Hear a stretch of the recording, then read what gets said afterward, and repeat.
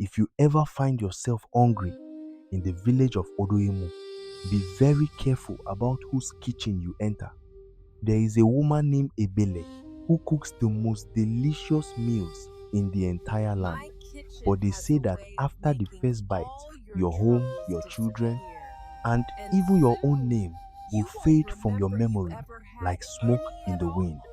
3 men have already vanished into a house, never to be seen by their families again. They didn't die and they didn't run away. They simply stopped remembering that they had a life before her dinner table. This is the chilling story of the meal that cost men their souls. Grab a seat, because once you hear this, you will never look at a plate of food the same way again. Please don't forget to like and subscribe to my channel for more interesting stories like this. Turn on the notification bell to always get notified when we post. The sun was setting over Odo-Emu, casting long orange shadows across the dusty roads. A man named David, a traveling merchant from the city, arrived in the village with his car broken down and his stomach growling from a long, empty day of driving. He walked through the quiet streets, looking for a place to eat, when he smelled something that stopped him in his tracks.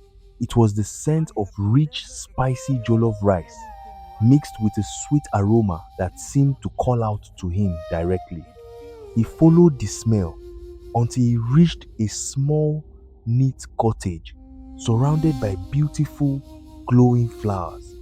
Standing by the door was Ebele, a woman whose grace made David pause, his fatigue suddenly forgotten. "Are you looking for a meal, traveler?"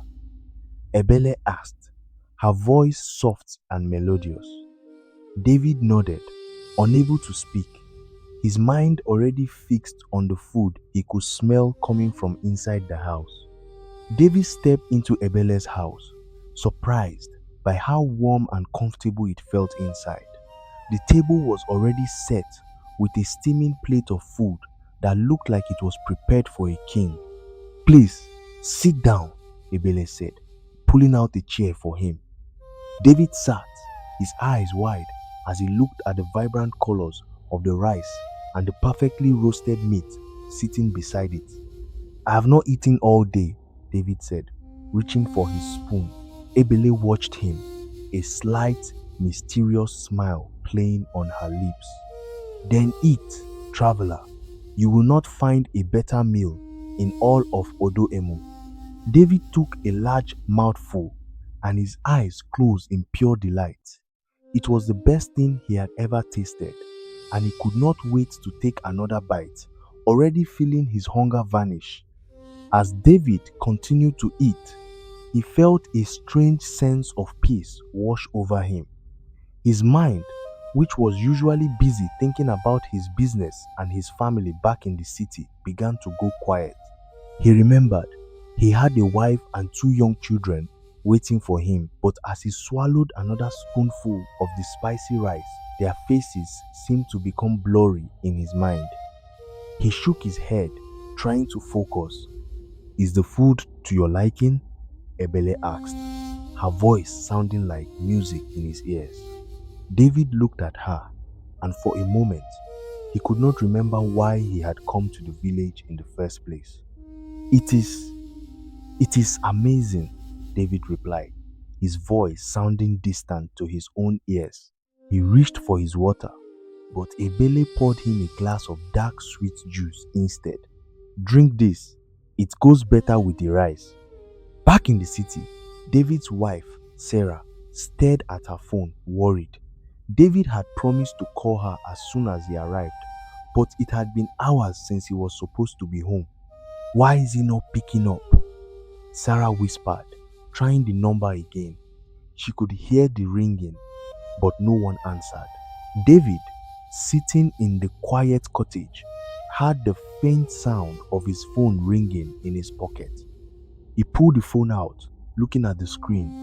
He saw the name, Sarah, flashing, but he stared at it with a blank expression. He did not know who Sarah was or why her name was on his device. He placed the phone face down on the table, not caring about the ringing. Is everything all right? Ebele asked, not looking away from the stove. Yes, David said calmly. It is nothing important. Days turned into a week, and David was still in Odo-Emu. He did not know that his family had reported him missing or that the police were searching the roads he had driven on. Another traveler, a young man named Samuel, arrived in the village. He was just passing through when the same heavenly scent reached him. He followed it to Ebele's house, just as David had done. David was sitting on the porch, looking at the flowers with a blank, peaceful smile.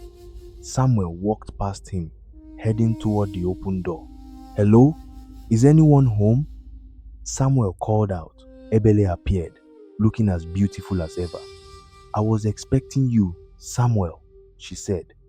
Samuel was confused. How do you know my name? Ebele just laughed. It does not matter. Come inside, dinner is ready. Samuel sat down, and soon he was eating just as hungrily as David had. David watched them from the porch, his mind completely empty of any thought of his past or his responsibilities. This is incredible, Samuel said, his mouth full. I have never tasted anything like this in my life. Ebele nodded, pouring him the same dark sweet juice. Eat all you want, she said. There is plenty for everyone who stays. Samuel felt the same peace David had felt, the same feeling that his old life was just a dream he had woken up from. As he finished his plate, Samuel looked at his own phone, which was buzzing with messages from his mother. He looked at the screen, shrugged, and turned the phone off, leaving it on the floor. Mama Kemi, a neighbor who had lived in Odo-Emu for 40 years, watched Ebele's house with suspicion. She had seen too many men walk into that cottage and never walk back out. She decided to approach David, who was watering the flowers in the front yard. Excuse me, young man, she said, her voice shaking. Do you not have a family? Have you forgotten your home? David looked at her, his eyes glassy. Home? I am home, he said, pointing to Ebele's cottage. Mama Kemi shivered. She knew the food was the trap, but she could not find a way to break the spell. She turned to leave, but Ebele stood in the doorway, staring at her with eyes that looked like deep dark pits. Mama Kemi did not look back, running as fast as her old legs could carry her. Mama Kemi ran straight to the village church, finding the local pastor sitting in his office. Pastor, you must help those boys.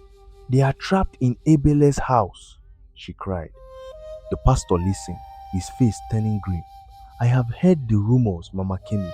I have tried to go there, but every time I get close, I feel like I am walking through a thick fog that makes me forget where I am. We must do something, she insisted. 2 more men have been lost in just this week. The pastor stood up, grabbing his Bible. I will go. I will not eat her food, and I will not drink her juice. They headed toward the cottage, but as they approached, the pastor felt a sudden, heavy wave of sleepiness hit him. He blinked, trying to stay awake, but his memory of why he was there started to slip away. The pastor stood at the gate, looking at Ebele's house. He saw David and Samuel sitting outside, looking perfectly happy and completely brainless. David, Samuel, you need to come with me, the pastor shouted. The 2 men just looked at him and chuckled as if he were telling a funny joke. Ebele came outside, holding a tray with 2 fresh plates of food. Pastor, you look tired. Why don't you join us for a little while? She asked, her voice calm and inviting. The pastor took a step forward, his hand reaching for his Bible. But then he looked at the food. The smell hit him, and suddenly his anger vanished. He stood there, confused, forgetting why he had come to the house at all. Inside the house, Sarah, David's wife, arrived in the village. She had been tracking David's phone, and the signal led her straight to Ebele Street. She saw the house and ran toward it, seeing her husband sitting on the porch. "David!" she screamed, running to him and grabbing his shoulders. "David, please, look at me. It is Sarah." David looked at her, his face showing no recognition. "Who is Sarah?" he asked calmly. Ebele stepped out, holding a bowl of fresh, glowing herbs she had just picked from her garden. "He does not know you anymore, Sarah," Ebele said, tossing the herbs into a boiling pot. "The food cleanses them of their past. They are much happier now, aren't they?" Sarah refused to give up. She pushed past Ebele and ran into the kitchen, looking for anything that could break the spell. She saw the pot of food and the dark juice sitting on the table. "You are a monster!" Sarah yelled at Ebele. Ebele just laughed. "I am a provider. I give them exactly what they want. A life without pain, without worry, and without memory." Sarah grabbed a bottle of holy water she had brought from the city and began to pour it over the food and the juice. "I do not care what you say," she cried. "In the name of the truth, let these men see." The kitchen began to shake. The pots rattled, and the smell of the food suddenly turned from sweet to foul, like rotting meat. David suddenly gasped, clutching his head as if his brain were splitting open. The fog in his mind shattered. He looked at Sarah, and his eyes filled with tears. "Sarah, how did I get here?" he whispered, his hands trembling. Samuel, who was sitting at the table, also looked around, his memory returning in a rush of panic. My mother is waiting for me," Ebele screamed, her beautiful face distorting and aging right before their eyes. The house began to crumble around them, the beautiful flowers outside turning into dry black weeds. "You cannot stay!" Ebele shrieked, but the spell was broken. Sarah grabbed David's hand and they ran out of the cottage, not looking back as the structure collapsed into a pile of rotten wood. The village of Odo-Emu was never the same again. The cottage was gone, and Ebele was never seen in the village again. The men who had been trapped slowly recovered their lives, though they were forever haunted by the memory of how close they came to losing everything. David and Sarah returned to the city, vowing to cherish every moment together. They never forgot the lesson they learned that day in the village. As for the village of Odo-Emu, the people learned to be careful about what they consumed and to never trust the hospitality of a stranger who lived alone. And if you ever travel to a strange land and the food smells too good to be true, walk away, because some meals are not worth the price of your soul. Would you like me to create a high impact, zero text thumbnail prompt for this story to make it irresistible for your Prosper Storytime viewers?